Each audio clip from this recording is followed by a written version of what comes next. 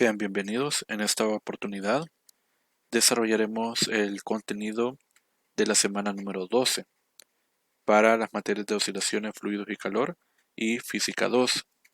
La agenda que corresponde a este contenido es la siguiente.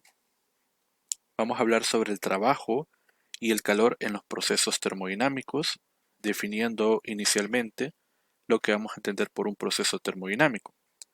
Veremos también el trabajo realizado por un gas, cómo se determina el trabajo desarrollado por un gas en diferentes procesos termodinámicos. Hablaremos sobre los procesos cuasi-estáticos. Luego hablaremos de la primera ley de la termodinámica, que no es nada más que otra forma de expresar el principio de conservación de la energía.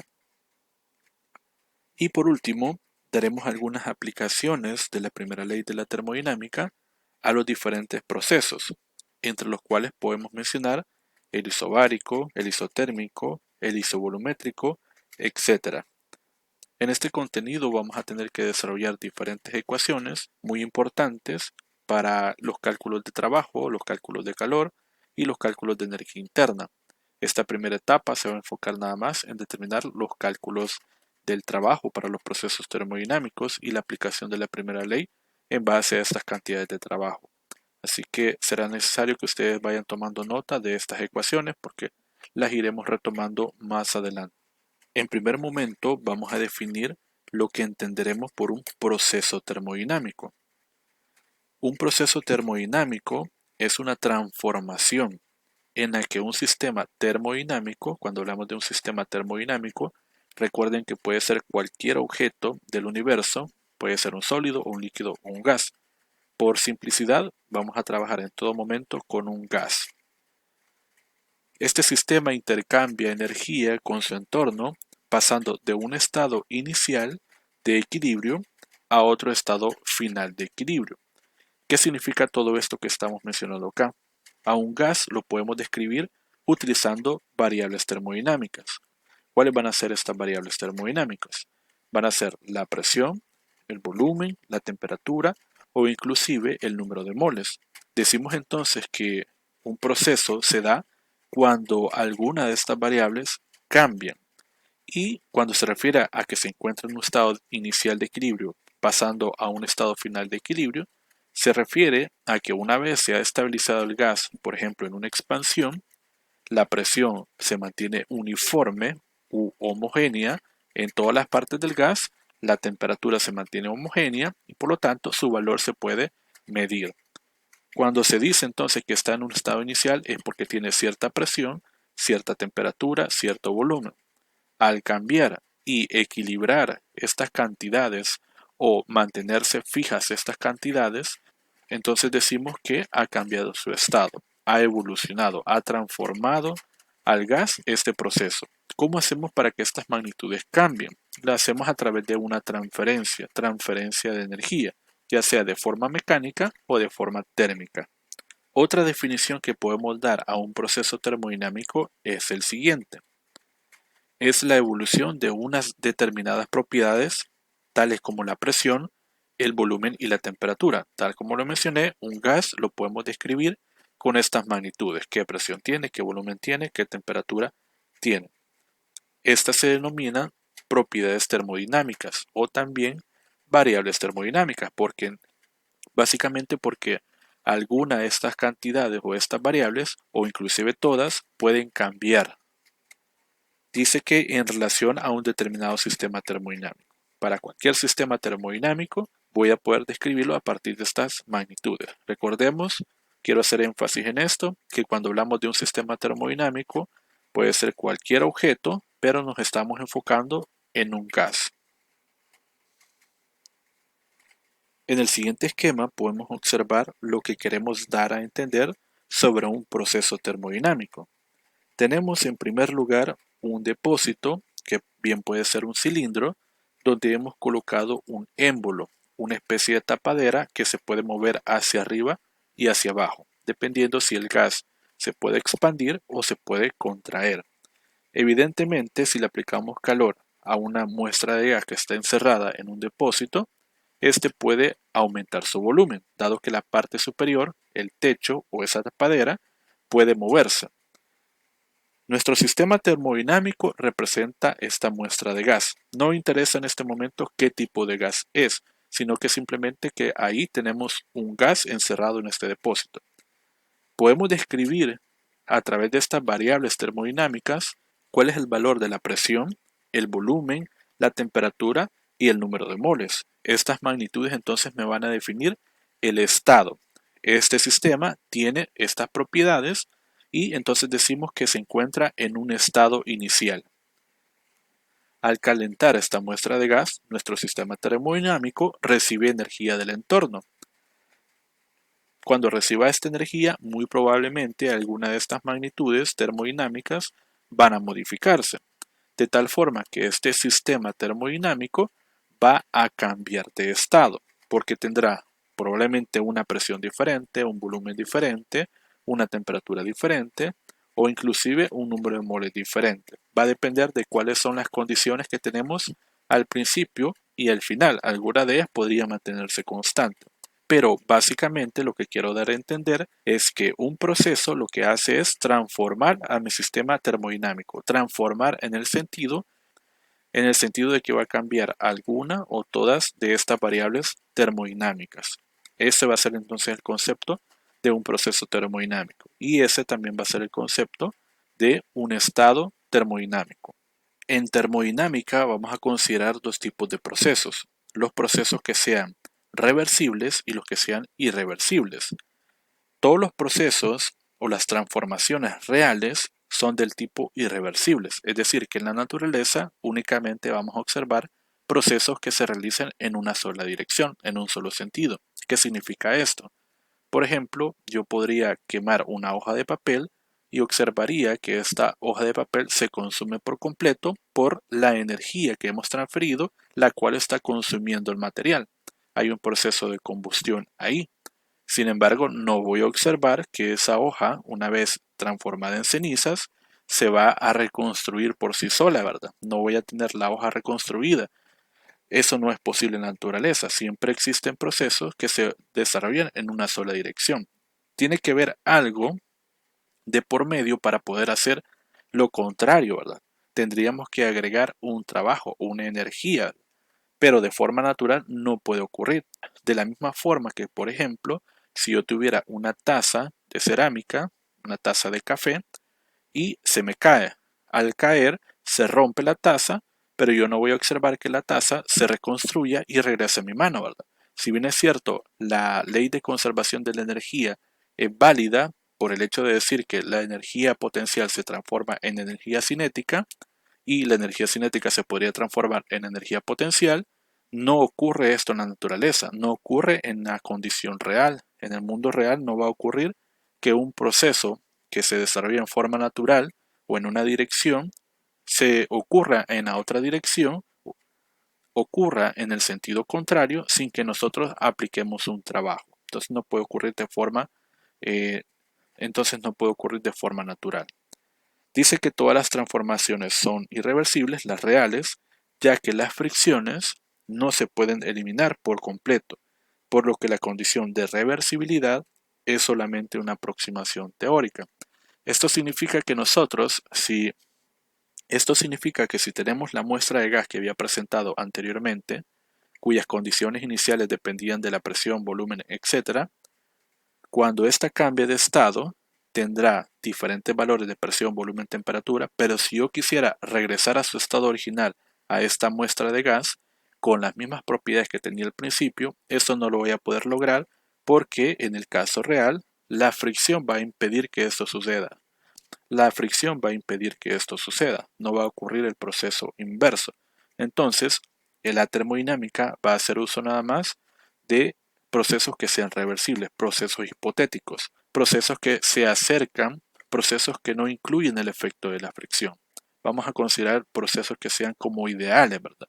A eso se le llaman entonces procesos reversibles, porque también podemos hacer que estos regresen a sus condiciones iniciales, a su estado inicial, sin ningún problema. Hagamos una diferencia ahora entre estas tres cantidades: trabajo, calor y energía interna. Hemos definido anteriormente lo que es el calor y hemos dicho que es una forma de energía que se transfiere entre sistemas que están a diferente temperatura. Si bien es cierto el trabajo y la energía interna también son energías, este es el factor común para estas tres cantidades. Trabajo, calor y energía son energías. Entonces, ¿qué es el trabajo? El trabajo es la energía que se puede producir por el desplazamiento de algo, ¿verdad? Aplicándole una fuerza. La fuerza es la que va a desarrollar un trabajo sobre un objeto al desplazarlo. Se da entonces una transferencia de energía en ese movimiento. La energía interna, por otra parte, dice acá que es el total de todos los tipos de energía que poseen las partículas que conforman al sistema. Nosotros sabemos que molecularmente un sólido, un líquido y un gas se compone por una gran cantidad de partículas. Estas pueden ser moléculas, estas pueden ser átomos, etc. Constantemente están en movimiento porque tienen una temperatura. La temperatura dijimos que se asocia al movimiento de vibración o al movimiento en velocidad que tengan estas partículas. En un gas las moléculas están muy sueltas y por lo tanto no hablaríamos tanto de una vibración, sino que de una velocidad. Significa entonces que al tener velocidad estas partículas tienen un tipo de energía asociado. Eso es una energía cinética.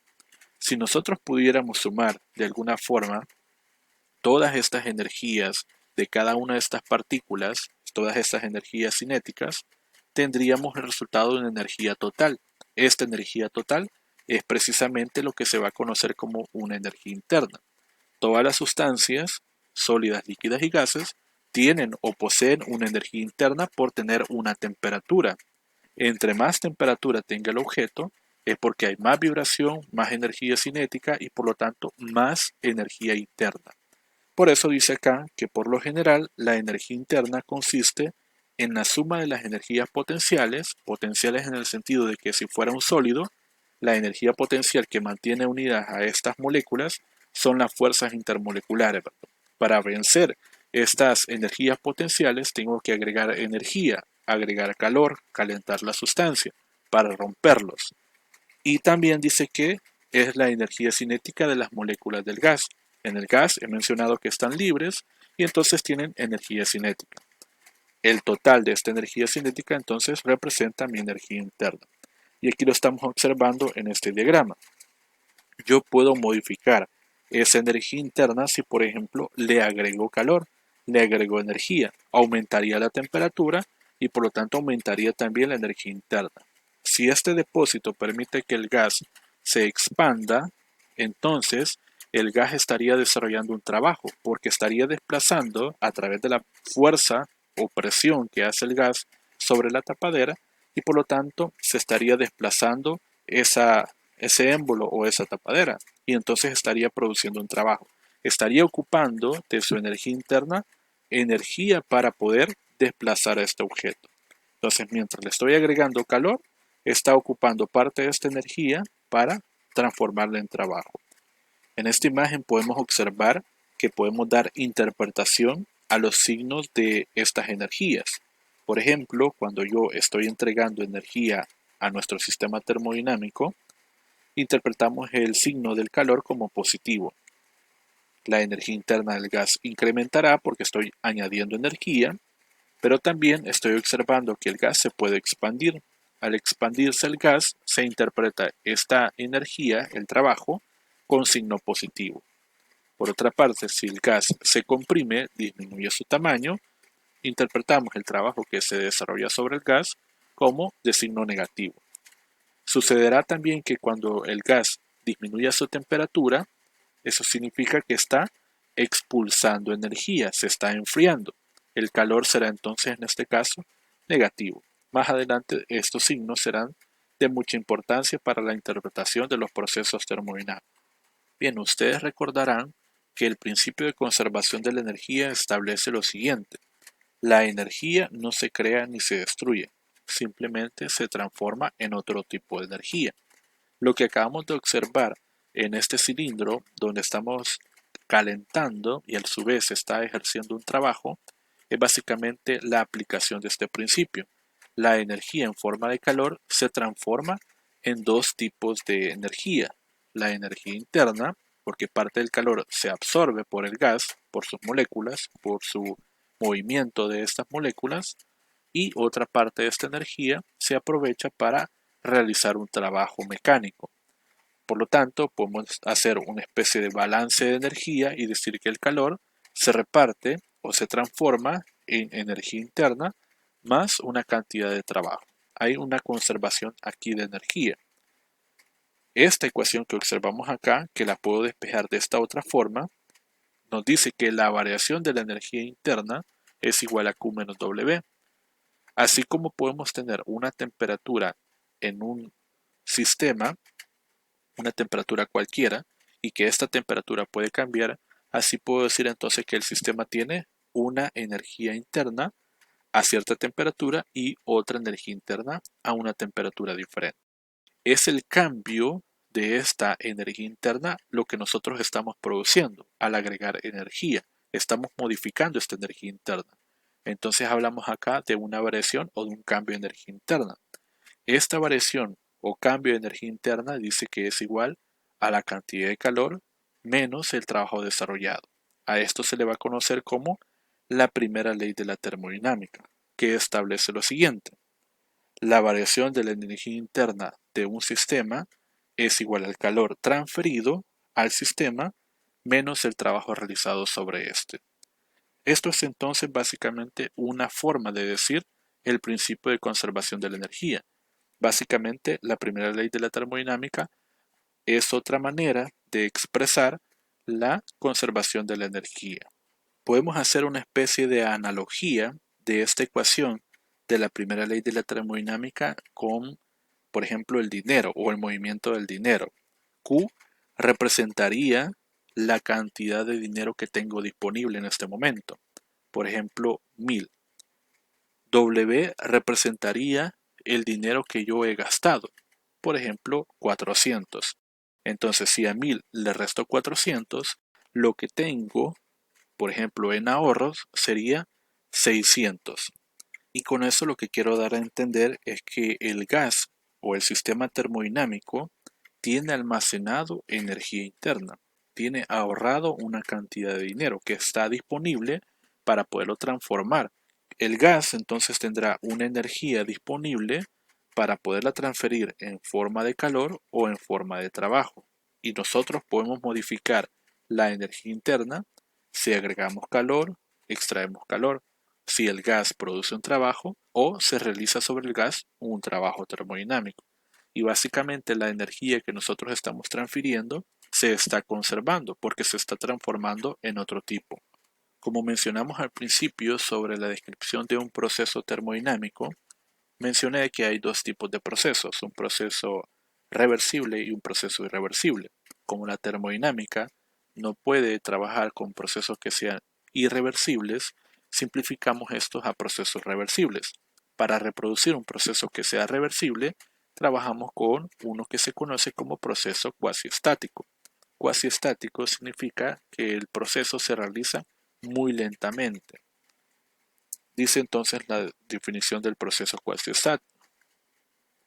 Dice entonces la definición del proceso cuasiestático que es una idealización de un proceso real que se lleva a cabo de tal modo que el sistema está en todo momento muy cerca del estado de equilibrio, como un proceso que se realiza en un número muy grande de pasos o que lleva mucho tiempo. En la naturaleza los procesos son meramente irreversibles. En termodinámica se estudian los procesos reversibles. Podemos conseguir aproximarnos a un proceso que sea reversible a través de una transformación consistente en una sucesión de estados de equilibrio. Para entender lo que acabamos de mencionar sobre un proceso cuasiestático, tenemos el siguiente esquema. Un depósito cilíndrico que tiene una tapadera que se puede mover de arriba hacia abajo. El depósito contiene cierto gas. El gas se compone por una cantidad muy grande de moléculas que se mueven de forma aleatoria. El gas ejercerá una presión sobre esa tapadera. Si por fuera del gas consideramos que no hay nada, que está el vacío, entonces la presión ahí sería prácticamente nula. Y si no hay nada que equilibre la presión que hace el gas, entonces esta tapadera pues se podría desplazar fácilmente y hacer que el gas se escape del depósito. Sin embargo, hemos colocado aquí unos granos de arena que pueden ejercer una presión que es igual a la presión que ejerce el gas. Es decir, tenemos un equilibrio acá. Podemos definir entonces que este sistema tendrá una presión y tendrá cierto volumen. Si la velocidad de estas partículas que componen el gas no cambian, entonces su temperatura tampoco lo hará. Imaginemos que no cambiamos la temperatura del gas, se mantiene constante. Pero ahora lo que yo quiero hacer es ir quitando de uno a uno los granos de arena. Esto va a producir que el depósito, la tapadera móvil, se pueda ir desplazando de poco a poco, de tal forma que el volumen del gas muy lentamente va a poder ir aumentando. Lo va a hacer de forma paulatina. Al mismo tiempo la presión va a ir cambiando. Si, si cuando ya tengo prácticamente las últimas, si, si imagino ahora que ya tengo prácticamente los últimos granos de arena y quiero producir el proceso inverso, es decir, quiero regresar al estado original, lo que tendría que ir haciendo es ir agregando de uno a uno estos granos. Y entonces el volumen va a ir reduciendo muy lentamente porque estamos permitiendo que toda la muestra de gas esté en todo momento en equilibrio. Al igual que la presión, va a estar equilibrándose. En cada cambio de estado que esté produciéndose tendrá un valor, pero va a ser uniforme en toda la muestra del gas. Entonces, cuando yo voy agregando grano por grano hasta lograr completarlos todos, voy a observar que he regresado a mi estado inicial, porque voy a tener la misma presión, el mismo volumen y la misma temperatura. Esto que acabo de mencionar solo puede ocurrir de forma hipotética, ¿verdad? No puede ocurrir de forma real. Si nosotros intentamos reproducir este experimento, pues lo que vamos a hacer es acercarnos al proceso ideal, al proceso que sea reversible, pero no lo vamos a poder reproducir por completo. Entonces la idea que yo quiero que ustedes se lleven sobre un proceso cuasiestático es que el proceso cuasiestático es aquel que nosotros podemos desarrollar o hacer evolucionar de forma lenta, de tal manera que las variables termodinámicas se mantengan en equilibrio y yo puedo reproducir a través del proceso cuasiestático un proceso que sea reversible, pero solamente en el ámbito hipotético. En este diagrama lo que podemos observar es la evolución que tiene este proceso cuasiestático para diferentes coordenadas o puntos de presión y volumen que también representan las variables termodinámicas, las cuales me dieron esta tendencia. Esta es la presión, este es el volumen. De esta relación yo podría construir una ecuación que me permita predecir lo que sucede con el volumen, con la presión para intervalos de datos que estén dentro o fuera de esta tendencia. Y de esta manera podemos nosotros comprender qué es lo que sucedería si, por ejemplo, mantenemos constante el volumen, mantenemos constante la presión, etc. A través de un proceso cuasiestático que produce un proceso reversible, puedo identificar otros tipos de procesos, que es la idea fundamental de este proceso cuasiestático. A través de él comprender otros procesos que son un poco más interesantes, ¿verdad? Que son los que veremos a continuación. Pero antes de eso, es importante también establecer cómo voy a calcular yo el trabajo que puede desarrollar un gas. Ya hemos mencionado que podemos transferir energía al gas y que cuando el gas se expande o cuando se comprime, hay una transferencia de energía mecánica, que es el trabajo W que él puede realizar o que se le puede realizar al gas. Eso también lo podemos nosotros calcular de acuerdo al tipo de proceso que el gas esté desarrollando o que le estemos desarrollando al gas. Trabajo y calor en procesos termodinámicos. Tenemos entonces nuestra muestra de gas en este depósito cuya tapadera se puede desplazar. Si agregamos calor a la muestra de gas, hemos dicho que esto puede modificar la temperatura del gas y puede modificar la energía cinética de las moléculas del gas. Por ende, puede modificar también su energía interna, pero me voy a enfocar en el trabajo.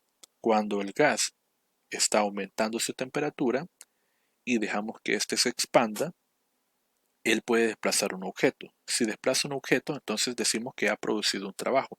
Si no desplaza nada, simplemente el trabajo que desarrolló es cero. En este caso, estamos agregando cantidades muy pequeñas de gas para ir produciendo un proceso cuasi estático. Es decir, que de forma muy lenta estamos haciendo que el gas se expanda y que al mismo tiempo vaya desplazando a pequeños pasos o a pequeños diferenciales de altura este émbolo o esta tapadera, de tal manera que al cabo de un tiempo tenemos entonces desarrollado un desplazamiento y por lo tanto se ha producido un trabajo. ¿Quién produce ese trabajo? Pues es la fuerza que hace el gas sobre la tapadera. ¿Cómo calculamos entonces el trabajo o la energía que este gas ha tenido que ocupar para poder desplazar este objeto? Porque de alguna manera el gas ocupará cierta energía, su propia energía interna o el calor inclusive para desarrollar este desplazamiento. Veamos entonces cómo lo podemos calcular. Bien, si recordamos un poco sobre el concepto de trabajo, veremos que el trabajo es el producto de la fuerza por un desplazamiento. Como el desplazamiento que estamos produciendo a través del sistema termodinámico es hacia arriba, vamos a decir que el trabajo es el producto de la fuerza que se aplica por el diferencial de altura, porque estamos haciendo evolucionar a este gas de forma muy lenta. Es decir, que el desplazamiento va a ser con pasos muy pequeños, alturas muy pequeñas. Si nosotros aplicamos la integral para determinar el trabajo neto producido, pues entonces nos quedaría de esta forma, que es básicamente ir sumando los pequeños aportes de trabajo que vamos desarrollando cuando el gas se va expandiendo de poco a poco. El gas aplica una fuerza sobre la superficie de la tapadera. La superficie de la tapadera puede ser básicamente un área. Si nosotros reemplazamos la fuerza por el producto de la presión que hace el gas por el área, obtenemos entonces la fuerza que está produciendo que el émbolo o la tapadera se desplace hacia arriba, que sería esto prácticamente. Entonces la presión por el área por el diferencial de altura o de Y representaría el trabajo desarrollado por el gas para esta pequeña transferencia de calor que hemos agregado nosotros. Por otra parte, el gas pasa de tener un volumen inicial a tener un volumen final.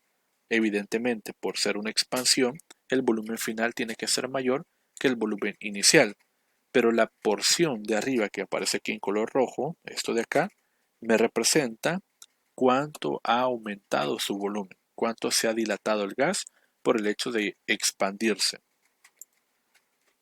Esa dilatación pues la puedo expresar con un diferencial de volumen. Ese diferencial de volumen es básicamente multiplicar la altura de este cilindro que llamamos dy por el área. De tal forma que el área en esta ecuación, este de acá, multiplicado por el dy, me representará el diferencial del volumen. Es decir, cuánto incrementó el volumen del gas al expandirse. Esto me va a dar entonces la pauta para poder escribir el trabajo de esta forma. El diferencial del trabajo será ahora el producto de la presión por el diferencial del volumen. Tenemos una forma, digamos, análoga de lo que es el trabajo para un sistema termodinámico y el trabajo tradicional, que es fuerza por distancia.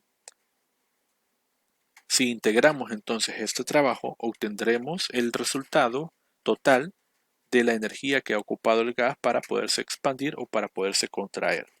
Y dice acá que el trabajo entonces es igual a la integral que va del volumen que tiene al principio hasta el volumen final, la presión por el diferencial del volumen.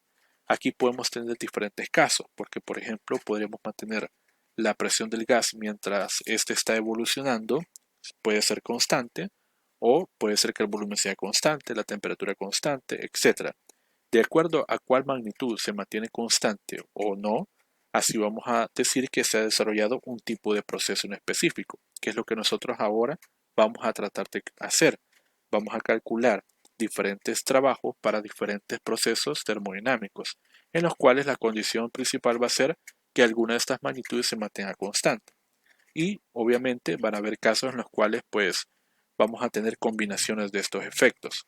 Cuando se desarrolla un proceso termodinámico donde haya un cambio en alguna de las variables termodinámicas, se producirá de alguna forma un gráfico, el gráfico de presión contra volumen. En todo momento, el área bajo una curva representará el trabajo. Así como el área bajo la curva de fuerza contra distancia representa también el trabajo, el área bajo la curva de la presión sobre el volumen representará también el trabajo que ha desarrollado el gas en el proceso de transformación o en el proceso termodinámico. Como lo observamos acá, toda el área que está por debajo de esta curva que representa algún proceso termodinámico, esa área me va a representar el trabajo. Y vean que tenemos implícitas las siguientes cantidades. Tenemos volúmenes inicial y final, hay una expansión, porque a medida que esto se mueve o a medida que incrementa el volumen, pues tiene que ser un volumen mayor. Y aquí tenemos lo que es la presión, ¿verdad? Una presión y acá otra presión. Una presión 1, una presión 2. Estos puntos que representan las coordenadas de presión y volumen se van a conocer como los estados termodinámicos. Aquí tenemos una presión 1, un volumen 1, etc. Y con la ecuación del trabajo puedo determinar entonces cuánto vale esa magnitud de energía que realiza el gas o nuestro sistema termodinámico.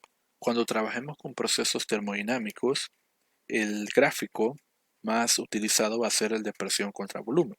Por eso quiero que identifiquemos previamente algunas características importantes de este diagrama. Primero, en el eje Y siempre colocaremos la presión y en el eje X siempre colocaremos el volumen, a no ser que se indique lo contrario. A esta gráfica simplemente le llamo diagrama de presión contra volumen. Dentro del plano de este gráfico vamos a colocar estas curvas, estas que veo acá, de color rojo. A estas se le conocen como curvas isotérmicas o isotermas. Se llaman isotermas porque los puntos que están dentro de cada una de estas líneas representan la misma temperatura. En todos estos puntos mido la misma temperatura. Pero si estoy en otra isoterma, mediré una temperatura diferente a la anterior. Todos los puntos que estén dentro de esa isoterma sí tendrán la misma temperatura. Por dar un ejemplo, esto podría ser 300 Kelvin y esto podría ser 200 Kelvin. Todos los puntos en la isoterma de 300 Kelvin tendrán 300 Kelvin y todos los puntos en la isoterma de 200 Kelvin tendrán 200 Kelvin. La relación que hay entre una isoterma y otra es la siguiente. Esta de acá.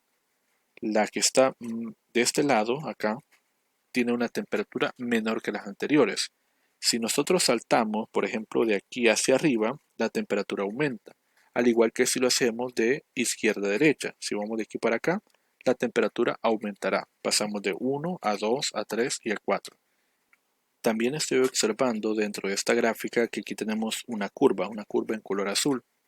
Por ahorita es una curva arbitraria que me representa un proceso termodinámico. Cuando veamos los diferentes procesos donde hay una presión constante, un volumen constante, vamos a ver una gráfica bien determinada, bien específica para ese tipo de proceso. Pero aquí simplemente es una transformación, un proceso cualquiera. Esa línea en color azul me va a representar la trayectoria, es decir, el camino que sigue nuestro sistema termodinámico para poder evolucionar. ¿Cómo construyó esta gráfica? Pues lo construyó con las coordenadas, la coordenada de la presión y el volumen. Como es un proceso cuasi estático, se supone que yo puedo conocer todos los puntos o todas las coordenadas que van a describir el camino o la trayectoria de esta evolución. Así, por ejemplo, el estado A sería como un estado inicial y el estado B como un estado final. Sin embargo, como el proceso va a ser reversible, yo puedo pasar del estado A al estado B o del estado B al estado A con total normalidad. El estado B se va a describir por esas coordenadas termodinámicas o esas variables termodinámicas, como la presión, el volumen, la temperatura. La flecha que está acá me va a indicar hacia dónde está evolucionando, cuál es el sentido o dirección de la trayectoria. Pasamos del estado A al estado B. En ese sentido, dado que la flecha va de A hacia B, el estado A sería el inicial y el estado B sería el final. Si la flecha apunta en el sentido contrario, entonces diríamos que el estado B es el estado inicial. Por otro lado, lo que esté debajo de esta curva, entre los puntos A y B, y es lo que queda encerrado entre esos límites, representará todo el trabajo desarrollado el gas para poder hacer esta evolución o esta transformación. Y este trabajo nosotros lo vamos a calcular a través de la ecuación que dice que el trabajo es igual a la integral del P por el delta V. Esta ecuación es la que nosotros nos va a servir para calcular esa cantidad de trabajo.